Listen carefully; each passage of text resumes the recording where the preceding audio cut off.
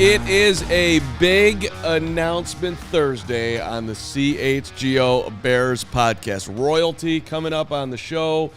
Brad Spielberger, who knows more about the salary cap and everything that the Bears are going to do to win a Super Bowl for years and years and years from Pro Football Focus, is coming up in a matter of moments. But we do have something that is of interest to you, and if I do not see you there, I'm going to be very upset. There it is, if you're watching on YouTube. The CHGO Kickoff Classic, Friday, August the 25th, 9 a.m., a shotgun start. And that's right, if you look at the fine print there, that does say Cog Hill Golf Course number 2. This is going to be an amazing event. I'm going to shoot 78.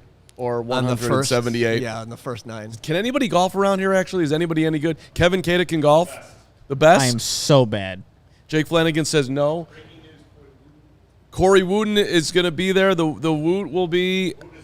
Woot actually has his own golf organization, so I'd expect Woot can play. Yep. Adam Hogue, who's not on the show today, is a golfer. Not necessarily a good golfer. Adam but he Hogue golfs. will only be there if we get 100 likes today, right, Brad? Yeah, Adam Hogue will be there for 200 likes. We got over 300 Hey. for yesterday's show, so I'll set the bar at 200 for Hogue at the Cog Hill Classic. It's August 25th. Let me restate everything. August 25th at Cog Hill, course number 2 of the Ravines. Can't believe they're going to allow me on Cog Hill. It's kind of a big deal. It's not Dubs, though. It's not Dubs Dread. Yeah, I'm sure it's not. But So- whatever. But no, it's good. We Yeah. don't need to be getting just destroyed by Dubs Dread. I mean, I didn't even know that whatever you just course. I've heard of that course. Oh, come on. Where they played the Western Open I and know. then the BMW. Long Come on. time ago. Tiger Woods walking up the 18th, me following along. Did you really? Yeah. That iconic photo in SI. I was just off to the We're side. gonna be Didn't there. make it. That's 1990. Exciting. So here, let me just tell you what your entry fee includes. 18 holes with a cart. You get an exclusive Pins and Aces tee gift for every player. So you're going to be locked in with some Pins and Aces. Their gear is awesome. You get access to the limited edition Pins and Aces CHGO Polo, so you have access to that. There's going to be a bunch of hole contests. There's giveaways, prizes, contest holes, winning teams, and there's a last place trophy, which Braggs is probably gunning for. Oh, no, that's me. Lunch, drinks, ceremony after the round. I don't know who's hosting that, but I want to throw my hat in the ring. There we go. Who? Say again? Shenanigans. All right, that's amazing. Fargo, what's that place? So, friendly competition for those who just want to hang up.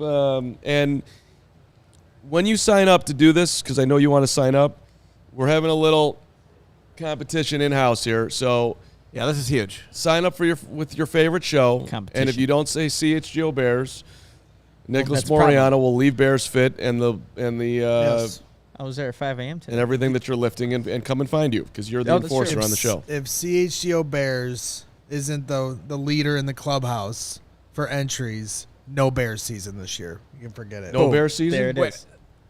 For the show or for the team? The No, team. the team. Oh, they're going The to team. fold the team Cancel for the whole year. thing. All Okay, done. there you go. That's your final threat of the day. So you know who to put So- down We got in the Hogue there threat. for your referral. So let me Season threat. your boy Boogie all day, Mubs, Matt Nagy, you got to show up. You better. Joseph, Ray, come on.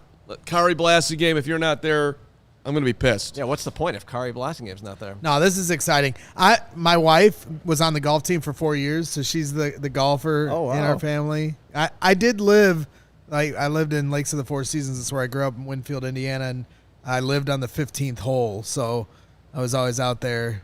I got a decent chip game. I got some power. My putt game isn't that strong though.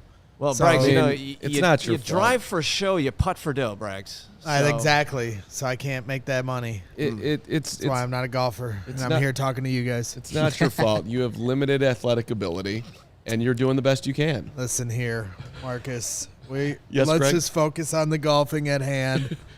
Are you a good golfer? No. All right, then but maybe we'll have a little friendly. I will be the worst competition, one there. personal No doubt about it. competition. I will be the Oh, stop worst it. golfer there. I'm always good for I like can the do first everything else but this. I'm good for like the first 7 holes, and then I start to, everything starts to slice and go into the woods, and then I need like 18 balls to make it through 18 holes. Yeah. The standard hack. Nick, I don't want to lose focus on the golf thing, but 3 days after this event is the softball championship, if we make it to that, assuming there are no rainouts. So I just don't want you to be focused too much on getting good at golf for the 25th versus what you're going to do on the softball diamond on the 28th. That's a good point. When we take down whoever meets us in the championship game. All right. Brad Spielberger is coming up here. Yeah. And which is perfect because yesterday, talked to Verderam, giving us the free agency scoop. Now you talk to Spielberger to understand the money side of it. Well, and the Bears are sitting here with $32 some odd million in cap space left for this year. And then you look out to next year, and they're sitting there third in the NFL with $95.5 million. And this is why it's going to be good to have Brad on so we can explain how best to use this stuff when you consider the extensions that they may or may not be giving. They actually, they pushed this all the way out. If you go all the way out to 2025, they've got $174 million, which is the fifth most in the NFL. So they actually do have some guys under contract later than the Patriots, the Bengals, and the Lions, interestingly enough. And then if you go all the way out to 26, the Bears drop behind with available cap space, which is huge.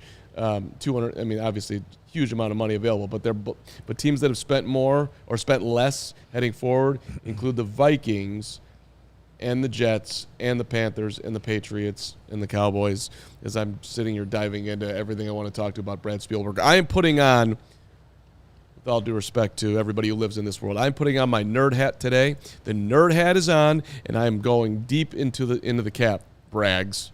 I like it. I'm not a nerd. I'm a giant meatball. I love honestly, a giant meatball. When I go into this stuff, do you guys feel like you're in science class when you go into the cap stuff? It's a whole different realm, to be completely honest. Like, it's still things that's why we're bringing on Brad to get a better understanding of what exactly is going on here. Because if you go deep into the weeds of this stuff, like, well, and the big question where we need Brad's expertise is like, okay, let's say Justin Fields has the season that everybody, Renetta, your boy Boogie, Joseph, everybody in here wants him to have. All Bears fans everywhere. Well, at some point you're going to be signing him to an enormous contract, right? Right. Mm-hmm. I mean, if you're the Bears, you hope it's after this season because more than likely Justin wouldn't take a contract, right? He's going to want to bet, because if the Bears can get it done at the end of this season, they're going to try to get a deal that's friendlier to them. I mean, I'm sure it's going to be lucrative, but if you're Justin, wouldn't you want to wait?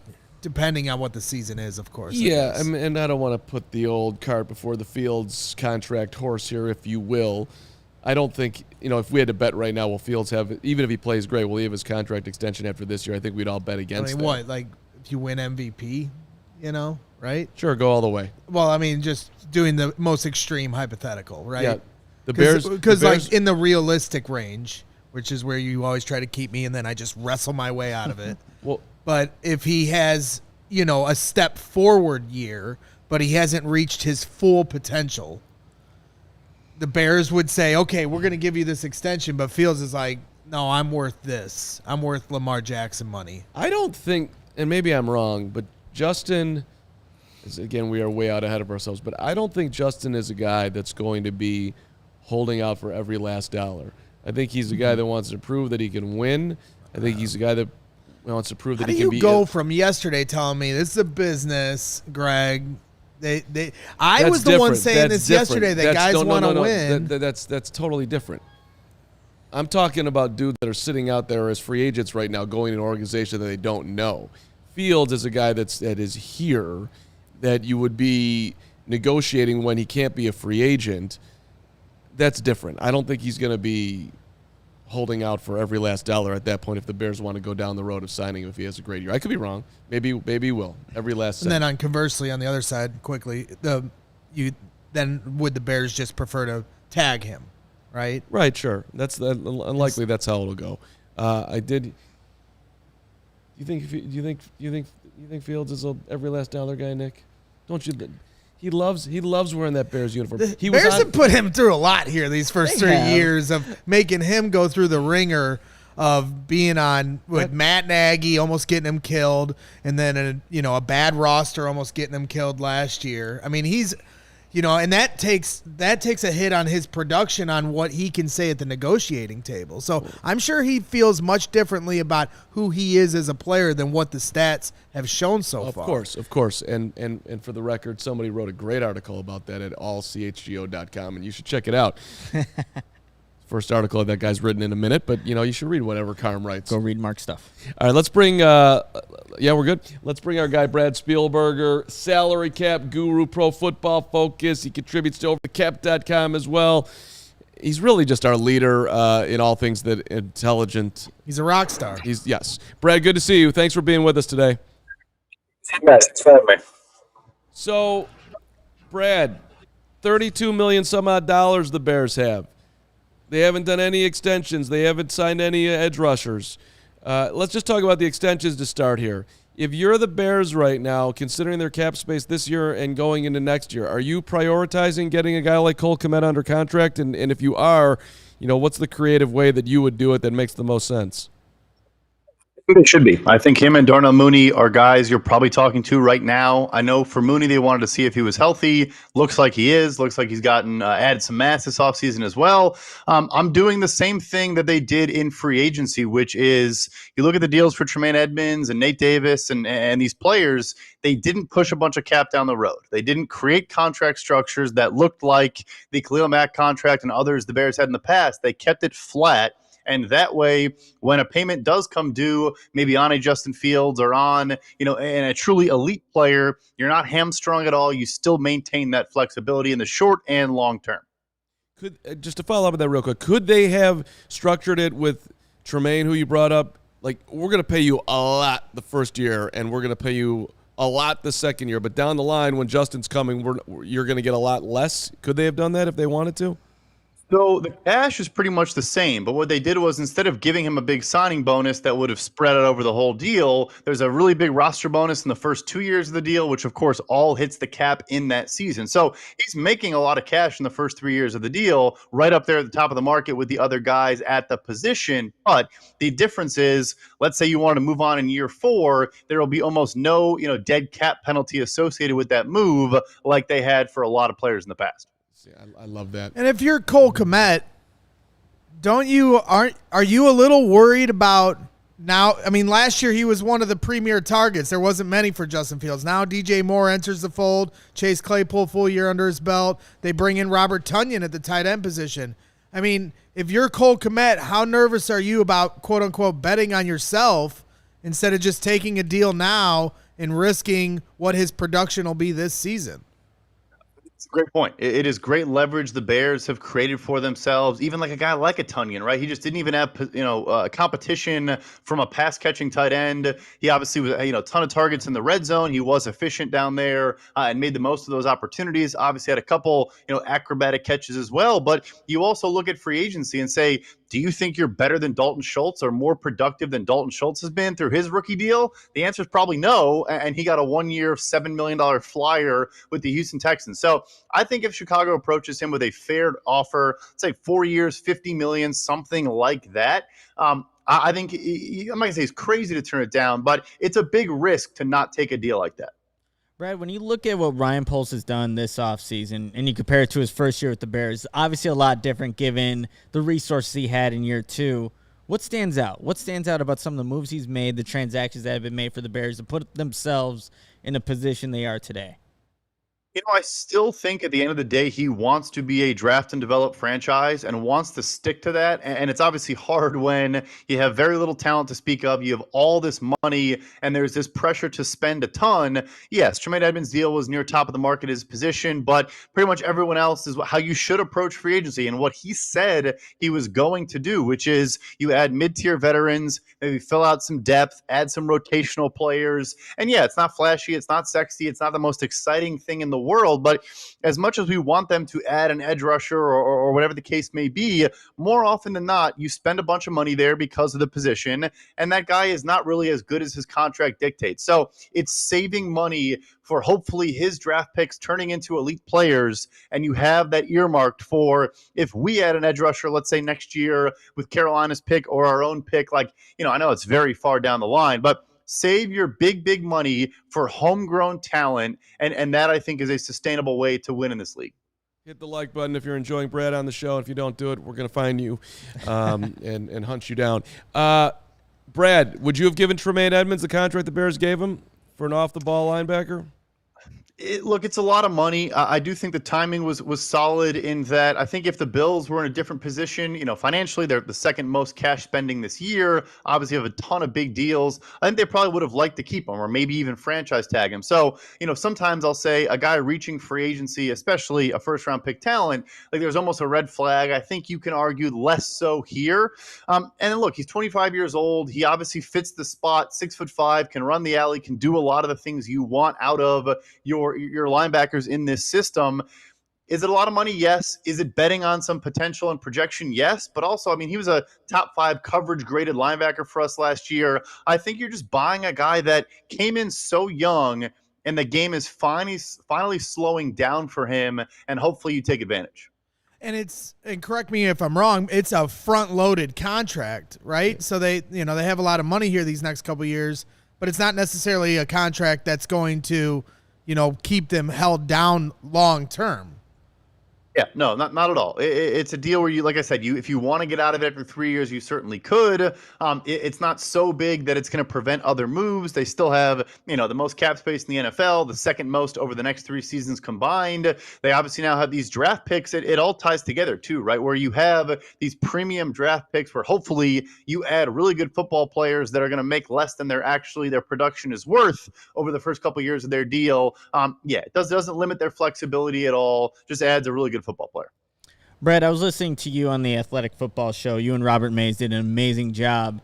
What you mentioned on there were some external factors that are not necessarily under the salary cap that could impact, like maybe potential players to sign with a team, maybe it's facility, the team culture, whatever it may be. Is that something that is now becoming more popular? And if so, does the Bears organization fit some of the criteria that you're seeing maybe from the Buffalo Bills, Minnesota Vikings, where they've gotten some, I would say, team-friendly deals? I think the first thing, is that, look, you mentioned Minneapolis, Minnesota, and Buffalo, New York. And so there was almost maybe more of a necessity there of we're trying to convince, 25-year-old millionaires to move to, cold weather places that aren't maybe the most exciting. I think we as Bears fans kind of associate, everyone's going to want to come to Chicago. It's an awesome market. It's a passionate fan base. It's a storied franchise, all these things. But you can rest on your laurels a bit. Obviously, Hallis Hall is now, it appears to be first rate, but that's 5 years old. So I think that was working against them.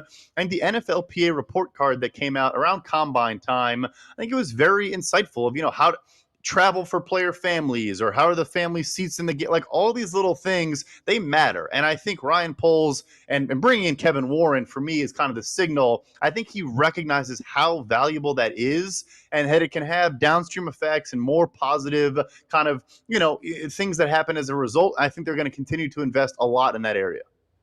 Do any of the free agents out there right now intrigue you for the Bears, Brad, considering what salary cap number they're going to be coming in at? Yeah, they intrigue me in that they're good football players that would make an impact, but I don't think anyone left is like is going to change the win-loss column in 2023 by a significant margin. Look, I think Yannick Ngakoue is probably the name we're hearing the most right now. He is a very good, pass rusher, and I think he would fit where you have good early down pieces now, and maybe he not only comes in, but obviously his role is predicated on just getting after the quarterback and not worrying about much else, which has kind of been his approach to football anyway the last couple of years. So yeah, he's intriguing, but if he's asking for 2 years, 20 million or maybe a little bit more than that, you could certainly argue he might not live up to that. But anyway, long answer short, yes. I think adding a pass rusher would be nice, but it's a pretty short list. Or 2. When we were talking about Verderame, he thinks the Bears should get 2, and I wouldn't fight it. Going back to Darnell Mooney, you mentioned that he is somebody that's probably in contract negotiations right now. Sport Track had him adjusted at potentially making like $15 million a year. Where do you see his value? Because, you say he looks healthy, and yeah, he certainly looks ripped. We all saw the pictures. He's obviously putting the work in, but I think it's his legs and his feet are what we're more concerned about, how he's going to be able to bounce back from injury. Like, what would be a fair deal that he could take before a season where the Bears still got to see something to trust that he can live up to the contract. For him, you guys were mentioning top of the show about, Fields' numbers maybe being suppressed a little bit because of the circumstances and the situation. And I think that applies to Darnell Mooney, more than anyone, right? I mean, he does have a couple good seasons under his belt. Obviously, 2021, his best year. But if you just map his production to like an average passing offense, and again, that's not a very clean analysis, but nevertheless, like I think he's better maybe than some people perceive him as. The interesting thing here for me is the mid-market at receiver. Look, he's not a top 10 receiver in the NFL. I think he thinks he is, and it's awesome that he does, but that second tier kind of got hurt this offseason. The guys like your Jacoby Myers, Juju Smith-Schusters, maybe bad examples, but nevertheless, 15 for me would be too low. If I'm him, I'm not taking 15. I think 17 for me is where I start to consider it. Wow. Let's say, a 3-year, maybe 4-year deal. But yeah, it's just like, he obviously, DJ Moore is now in the fold. They trade for Chase Claypool, but he's the best free agent wide receiver on the market if he hit it next offseason. Brad, I got one last question for you. You had an awesome article, the NFL salary cap 3-year analysis for all 32 teams. Really in-depth article displaying where each team ranks in overall cap health, and the Bears came in at 4th on there. And then there was actually a run on NFC North teams. You had the Lions at 5, the Vikings at 6, and then the Packers all the way at 22. When you look at where the Bears finished with 4th, anything that kind of stands out in how they kind of structure their contract, how they got to be in the position that they were with being the 4th best cap health? Yeah, I think the biggest thing is just being aggressive. They didn't tank last year, but they aggressively kind of stripped down the roster, trading away Roquan Smith, trading away Robert Quinn to get the extra draft capital, because that is one of the 5 categories there. And I think 2 years ago when I did it, they may have been 31st or 32nd in just active draft capital, which is simply just, players on rookie deals, and then you adjust for what pick they were, right? So the first overall pick is obviously worth more than the last pick in the draft. And now I want to say they're top 10 in that metric. I think that's the biggest thing. But yeah, from a financial health standpoint, they are kind of in a category of their own. Them and the Patriots, where, like I said, I mean, you can't make bad decisions. You can't throw money around willy nilly. But they shouldn't really be out of a deal they like unless they choose to. And I commend them this offseason. I'm sure they were interested in Mike McGlinchey, Draymond Jones, insert name here, but just thought, at this price point, I don't think it's worth it. And we'll, we're not going to win overnight. And I think the patience is going to pay off.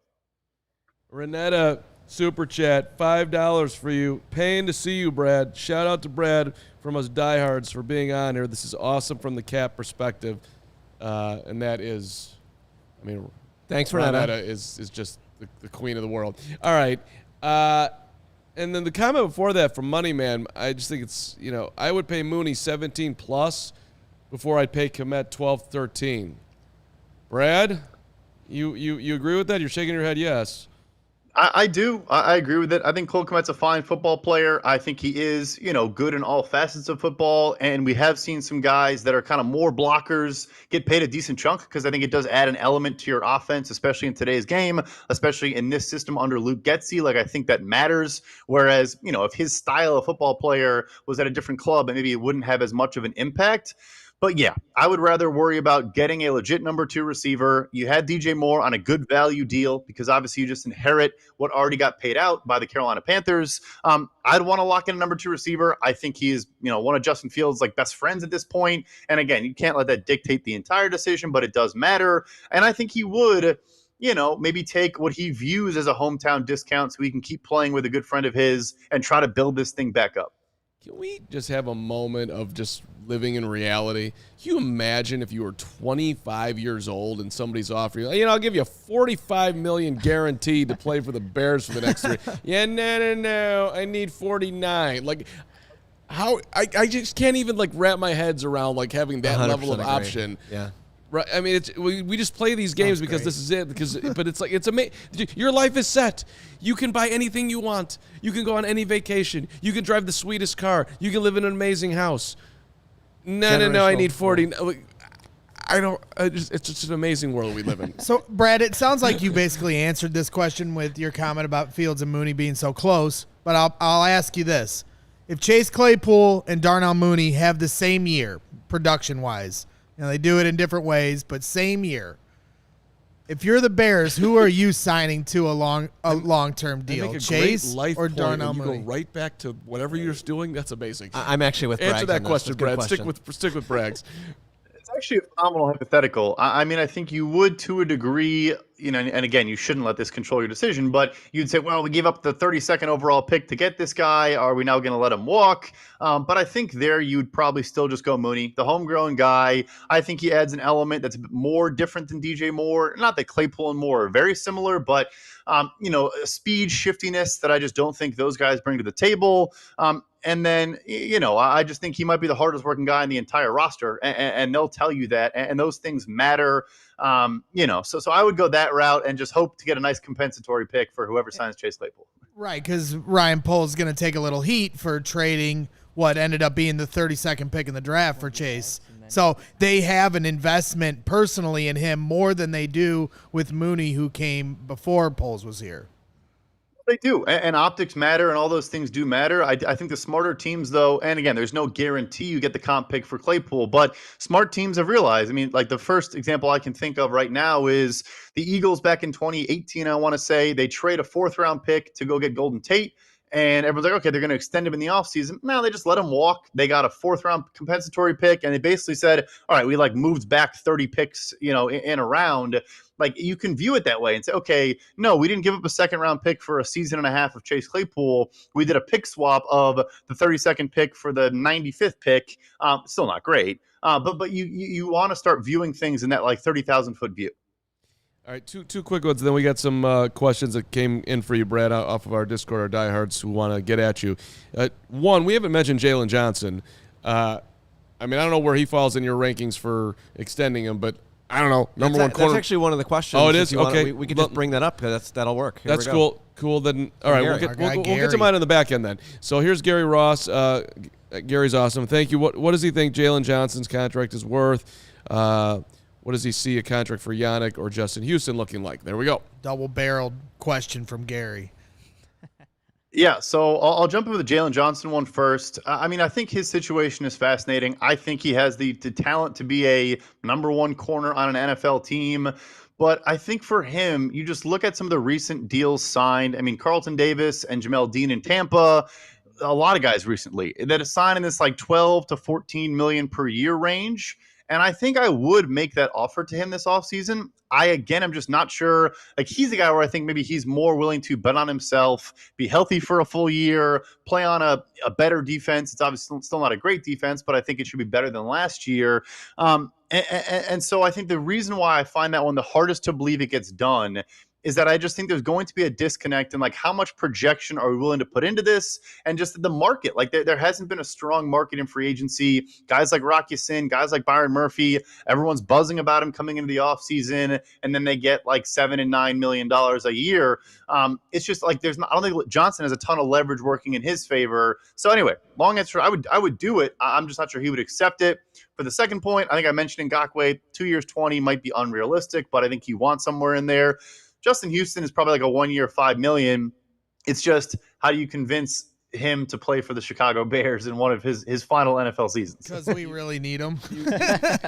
Because Ryan Poles, you're gonna. So this is going to be a part of the coolest story in the NFL this year, the emergence of the Bears offense, and you're going to dominate the defense, and we need you. Okay, he's not coming here, but I love Justin Houston in Bears uniform. You have to overpay him, is how you get him. Everyone's paying you $5, we'll give you $8 or whatever it would take. I will say this, to a degree, and obviously his connections to both to a bunch of people on the staff. He's with the Colts, I want to say, with Flus as well. Certainly is. I've had this conversation the other day on the podcast with Robert Mays.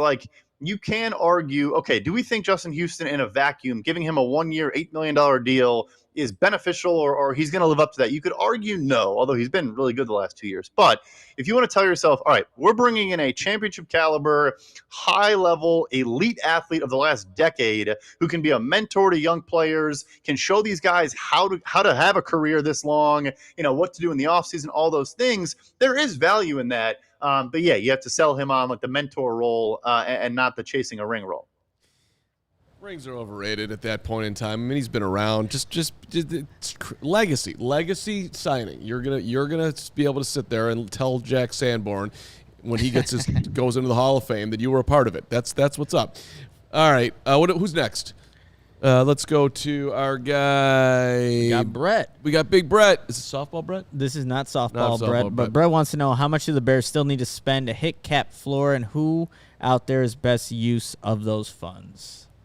Good question. Yep. So right now it's around 35 to 40 million more in spending through the course of this entire season. I'm wrong, about 25 million to get there. And so the extensions do fold into that. They probably could just hit that with Mooney and Komet. But let's say looking outside of that, I think the thing that we talk about edge rusher a bunch, maybe not a marquee trade, but I do think looking into, hey, which rosters have a bunch of edge rushers and maybe they don't want to pay them. I mentioned Bryce Huff from the Jets in an article, a very good player going into a restricted free agent season. After they drafted Will McDonald in the first round, he might be the fifth edge rusher on the team, and he's just simply way too good to be a team's fifth edge rusher. Derek Barnett in Philadelphia, similar thing. They obviously add more talent there. Yes, the injuries have kind of derailed his career, but they absolutely love him in Philadelphia. They've kept him around for a reason. Yeah, he hasn't lived up to his top 15 draft pick billing, but I think he's a good football player. I think you start to look in that area and say, can we bring in a 25 to 27-year-old, so not a 30-year-old free agent, and can we maybe not extend him right away, but maybe you do extend him right away? I think that's the more maybe creative way to go about it, but extensions would get it done. Now, you say they have all year to hit the cap floor. What happens if a team doesn't hit their cap floor? Like, how does that work? So the amount they didn't hit it by gets just equally distributed over the entire roster. So I guess if you're on the team, you're like, hit it or not. I'll take a little extra change. That's awesome. Throw some our way too, you know. That's not necessarily a terrible thing. Throw some to Bearman. Bearman does. And Paul. And Brad. And you, Nick. All right, who's next? What do we got here? Adam. What's up, Adam Hoover? Thanks so much. Since the Bears still have so much cap space, what is holding them back from way overpaying for a defensive end at a huge one-year, $20 million deal? The way I'd see it is that money is a use it or lose it type deal. What am I missing? Thanks.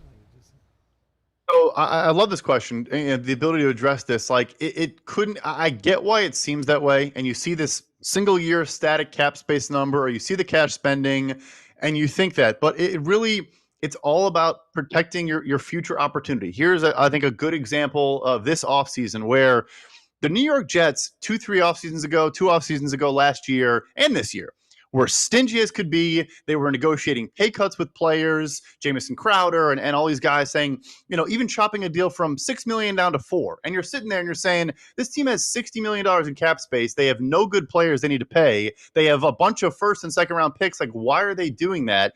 Because I think you establish a precedent and you make it clear how you operate. But then B, if an opportunity comes around to bring in Aaron Rodgers for $104 million over the next 2 years, they're in a fine financial situation. I mean, you get Carl Lawson, almost a Bear. We almost had him there for a second. To take a pay cut, like, it's a self-fulfilling prophecy. But the big thing is that that money, it matters. You can roll over unused cap room into the following year. Obviously, the owner, is happy to save some cash. Maybe he'll spend more later. Like, it always matters. This is great. It's like when Michael Scott was explained how a surplus works with his lemonade stand. And you're explaining this to me like I'm 5, and I really appreciate it because I need it. We all do. I think we got one more. Is that right? One more. All right. From Will, what cap tricks and nuances have smart teams like the Eagles use that can be mirrored as the Bears enter their part of their rebuild? I'm going to follow up on that with my own after. But what would you answer to Will? Yeah, so this is the thing, too, where it's the same kind of question, frankly, the same stem. So when you do hit, and let's say you have a good young quarterback, you have a bunch of good young players, then you can get aggressive. Then you can start doing, look, the Bears did it, the void years and the pushing money out and a lot of the ways to enable yourself to spend more cash in the current year by manipulating the salary cap. But you don't want to do it when there's not really a need or an impetus to go ahead and do that. So I think that's the biggest one. I also think just always they're in the market for everything, right? Like every single trade or signing, you'll hear how the Eagles were, sniffing around, whether it's true or not. And I think Poles is phenomenal at this. Like, Howie Roseman is involved in every single conversation. He has a better gauge of the market, I think. I think other GMs know to call him to at least run something by him because, maybe he'll be interested. it's really just like never, ever overlooking an opportunity and a way that you can get better or a way that you can step back, right? Like getting a first-round pick from the Saints because they wanted to make some crazy trade to go up and get Chris Olave. That was a year they thought they were going to be good. They made the Super Bowl, but they said, no, let's be patient because then we're going to get Jalen Carter the following year with a top 10 draft pick. It's like just everything you do has to be short-term and long-term when you look at it. That's why they get paid the big bucks. So just so we all shout out Robert Mason, your appearance on the Athletic Football Podcast. So I'm listening as well. And what was most interesting to me, or what stood out, and maybe it's because you guys were speaking at a very high level that this one actually registered. But Patrick Mahomes got the most team-friendly $500 million deal. Mm-hmm. And that was, I did not know that. So I'm like, oh my, so I'm wondering, let's just say that Fields has the year that we all want him to have. Let's say he does it again back-to-back years, and the Bears are in a position where they're going to have to pay big dollars, and there's no way they're letting him go. What did the Chiefs do that the Bears would want to mirror? So what they were able to convince him of, and I will say, I think the fact that it happened like during the beginning of COVID probably adds an element that isn't going to exist, but essentially his cash flow in the early years of his deal were so low, way below market rate, where Mahomes actually made $78 million in new money over the first 2 new years of his deal. Lamar Jackson's going to make $80 million in just the first year of his new deal, right? So, but the reason why he said yes to that is because of the rolling guarantee structure, where we're saying, you know what, your cash flows early on are going to be low, but you're protected so far out in advance that you're going to get this money. It's going to be there. Are you willing to concede and let us? And basically, I think they said, we'll extend Travis Kelce. We'll keep Chris Jones. We'll keep all these guys around. You'll still get that money, just not right away. I think that is kind of the push and pull that they maneuvered with Patrick Mahomes.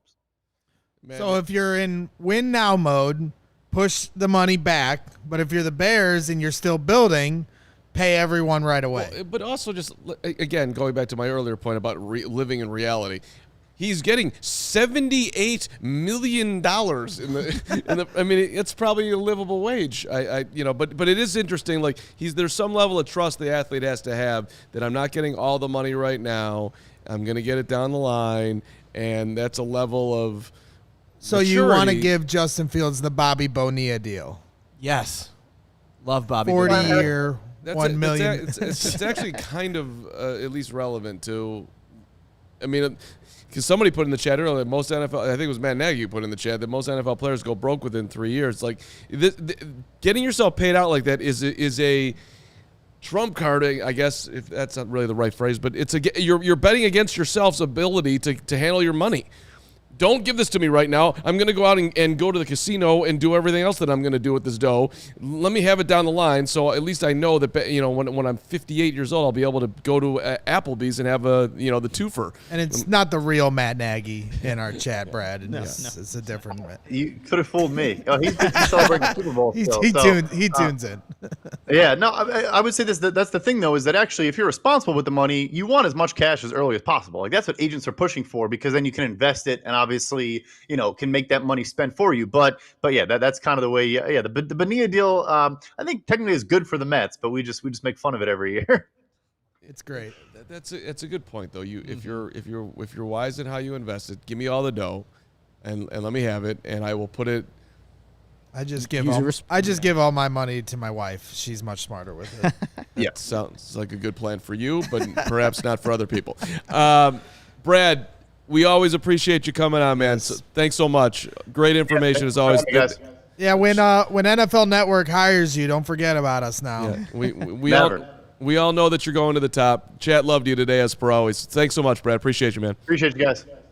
Brad Spielberger, Pro Football Focus. Become a subscriber over there. In addition to being a diehard here, that was awesome. We all became a lot smarter from Brad just my brain joining hurts in from the knowledge. Yeah, I have to re-listen to this so then we soak in all that information. But yeah, Brad is awesome. I actually had that thought too. I'm like, I'm probably gonna have to re-listen to this. There's a lot in there. I'm here, but that's a whole nother level. All right, well, let me. I don't know if we're at 100 likes yet, and if we're not, That's a problem. Then Adam Hogue is never returning to this show.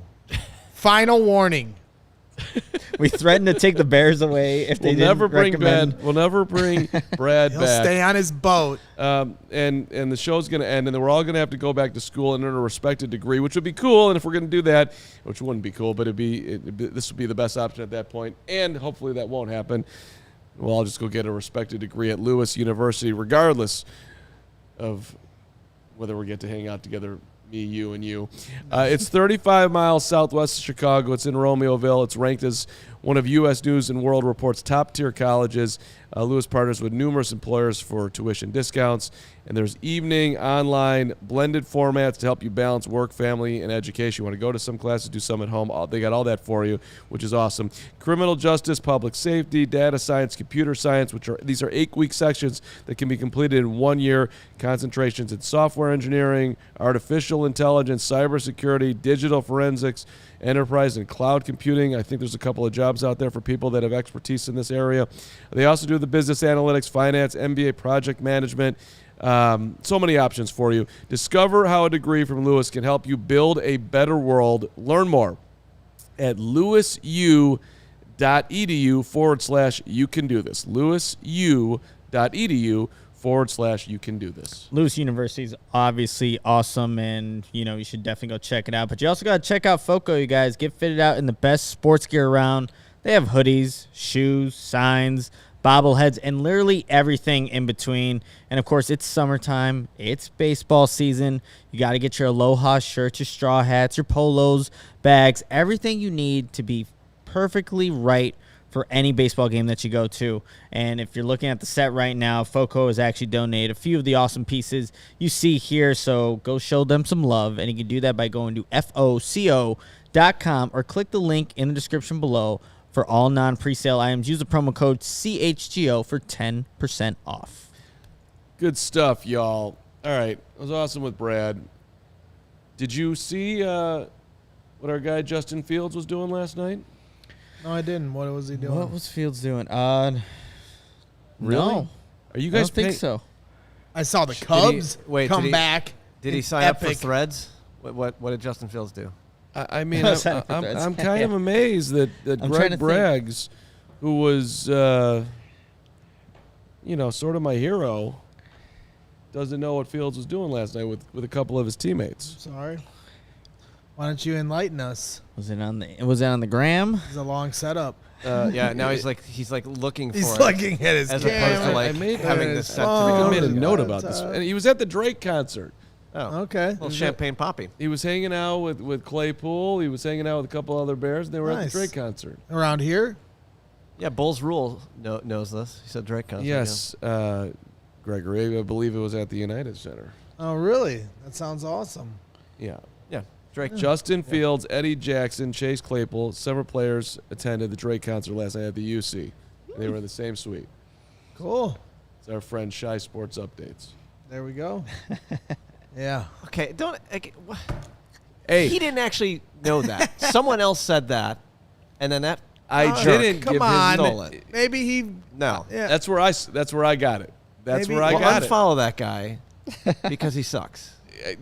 But maybe that time he didn't if I share it. Maybe didn't, that was I- just something he saw and No, reported it's it. this aggregation annoyance. No. I hear you, and that's where I got it. So I feel guilty if I don't give him a little bit of props, Even though he once even though he's stolen stole some of stuff my from content. you, and then I yelled at him on your behalf, and I didn't even know who you were.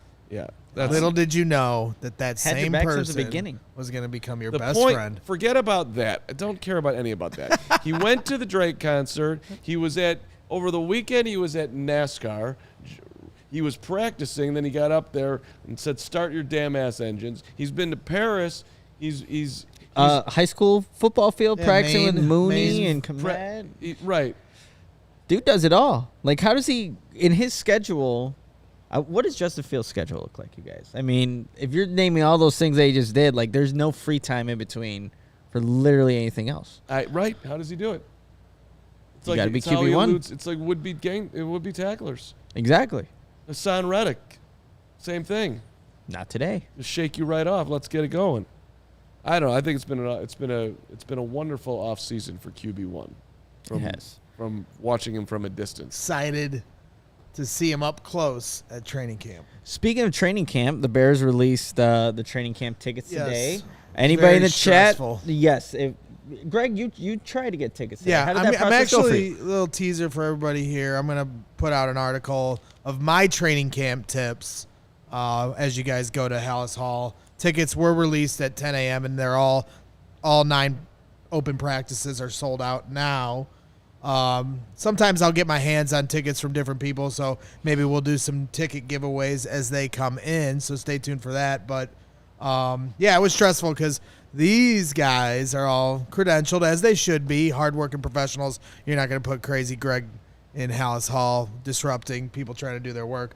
But I had to get tickets just like the rest of you. I parked in a parking lot on the way here and went through the waiting room and Ticketmaster. Their app is actually, over the last couple of years, has become much more organized on how to get the tickets. It's just not like Bourbonnais where it was a free-for-all. Anybody could come, 10 to 15,000 fans, and now there's a limited capacity each day.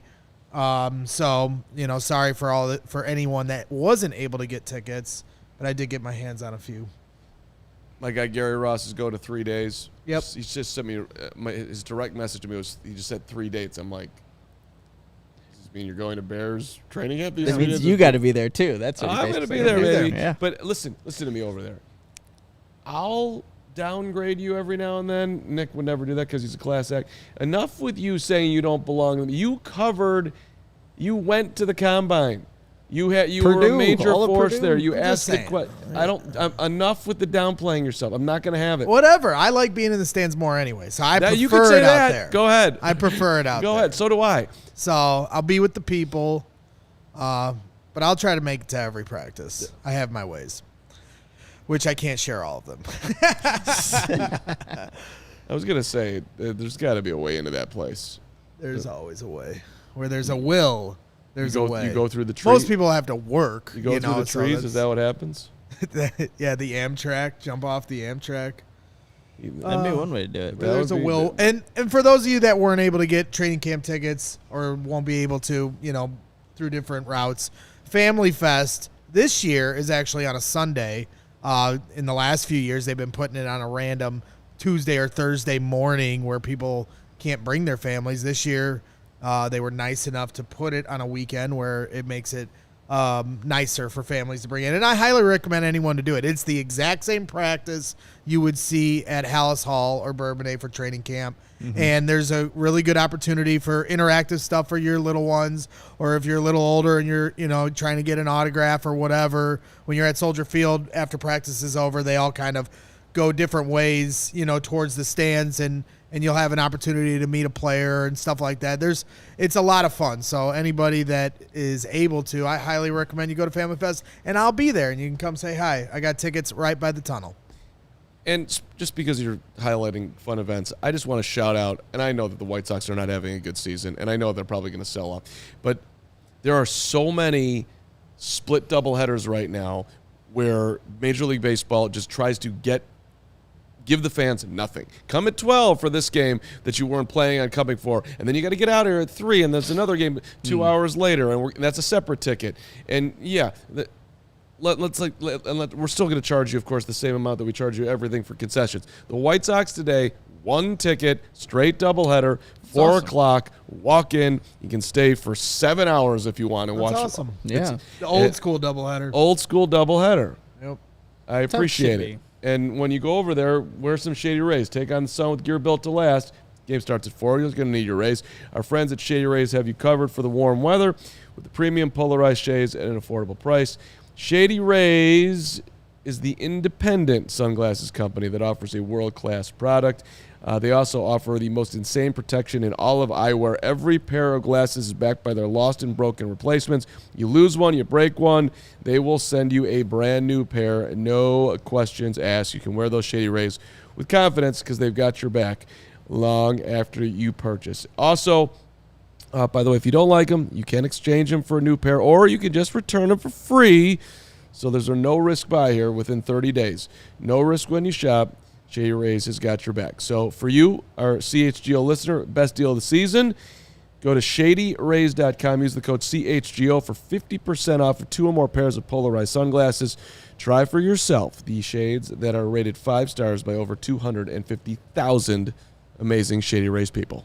That's right. And make sure everyone is becoming a diehard. Now is the best time to become a diehard. A lot of really cool stuff coming out. The Blackhawks, getting Connor Bedard just put out 2 shirts. You become a diehard, you can get one of those for free. Right off the bat. I picked up one of my Connor Bedard shirts the other day. Adam Hogue always does his newsletters that are specifically for diehards only, exclusive access, and he'll be putting those out as the season goes along. And, of course, what we announced earlier today, the CHGO Kickoff Classic at legendary golf course Cog Hill. We're all going to be there, and we hope to see you there. If you become a diehard, you get discounts on events like this. Our tailgates coming up for Chicago Bears football here. You get a discount on that. There's just so many advantages, from a coverage standpoint and a merchandise or live event standpoint, that it pays for itself pretty much as soon as you register to become one. So I highly recommend it. This is a great time to jump on board. August 25th, by the way, is the golf tournament, if you were somehow missing that. August 25th at Cog Hill. Course number 2, 18 holes with the cart, exclusive pins and aces tee. You get that for everybody who's coming out to play. Limited edition pins and aces. It's there to purchase. It's there for purchase. It doesn't come with the deal. Right. I got you. It's beautiful, though. Look at it. There it is. It's on the corner. Yeah, It's an awesome look. Well, and that's the other aspect when it comes to being a diehard, and Gary said in the chat. We have a Discord chat where that's exclusive to just diehard members. So like all this, talk about where you're going to go for Twitter, everybody's going to Threads and things like that. We're in Discord talking Chicago sports every day. We have different, you can go for a Channels. Bulls Discord, different chat groups, Bears Discord. They're always heating it up every day. Gary's always putting all the latest information in there. So shout out to Gary Ross, one of our most loyal diehards. Got to give him a proper shout out. But there's just a lot of advantages. We have a tailgate for the White Sox and Cubs coming up. I could go all day talking about the perks and advantages. We have Crosstown, baby. Crosstown tailgates for Cubs and Sox. That's awesome. One here coming up. We got the Crosstown Series takeover July 26th. That one's going to be at Comiskey, U.S. Cellular, a.k.a. The Joan. Guaranteed Rate. I call it Comiskey. And then August 16th, back at Wrigley for Cubs Sox. Both of them, we're going to have a meetup at a pub before the game, and we're going to go in. Again, you can get a discount to this event if you become a diehard. If you don't, you can still get tickets to these events. So we're trying to do it up for the people. Have some fun in the sun. One thing I'll say, just Shady Rays. Yeah, one thing to say about Discord, you guys. Whenever I'm on my laptop, I always have the volume on. I'm always hearing like this, and those are just all these messages coming from our Discord. And I always just jump in and see everyone just interacting with each other. It's an awesome community that just the people that have joined have built really themselves from interacting with each other and commenting, and that's what makes it a really cool place to be. So whether or not Twitter's here in maybe a year now or Threads is thriving, the Discord's always going to be there. So it's really cool to see that, and it's all because of you people that have joined and have made it the place that it is today. I love the Discord, and I love you guys. You too, Lawrence. Did you guys hear on After Dark last night that if Justin Fields throws for 4,000 yards, Carm's going to shave his head? 4,000, that's... Wow, okay. I said for 4,000. Why are you saying it like that? Sounds like easy business to me. We got guys throwing for like 5,000 yards now. 4,000, a walk in the park. It's finna be a breeze. I will gladly do it and donate these fine locks to...